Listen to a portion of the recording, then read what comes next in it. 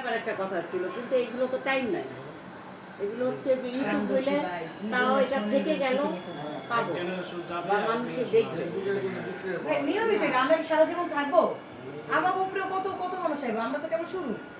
আর যারা আমরা সিনেমাতে ছিলাম, তারপর টিভিতে করছি, আসলে আমরা তো নিজেদেরকে সবসময় ছোট করেই রাখি, কারণ যারা এটাই উচিত আমরা কিন্তু সবসময় নিজেদেরকে ছালা দিবা, ওখানে ঘুমাবো, আর যা দিবা আমরা তাই খাবো, কোনো এগুলো নিয়ে চিন্তা করবো না, আমি এটা পেলাম না বা ওইটা পেলাম না। কিন্তু হচ্ছে ছোট লোকই খাবার নিয়ে হচ্ছে আবার নিজেদের মধ্যে কিছু একটা কথাবার্তা বলবে। নির্দিষ্ট কথাবার্তা। কত দূর যাবো? আজকে আমার খাবার হয়নি, আমি কাউকে বলতে গেছি না, তাহলে আমি জানি আপনি তো তরকারি ছিল না।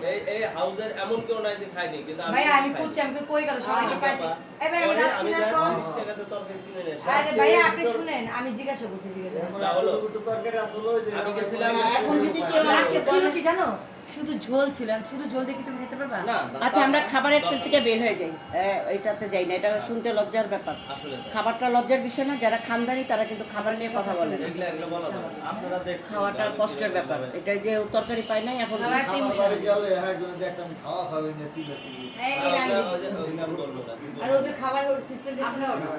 আপনি তো দেখেন তাও আমার ভাই, তো যা নতুন শুধু না। খাওয়া আরে ভাই, মিডিয়াতে কোনো একটা ব্যক্তি আমার খাবার নিয়ে কখনো বলতে পারবে না যে আমি কোনো খাবার চাইছি বা এটা খাবো না বা ওইটা খাবো না বা এই করবো না। কি দিব?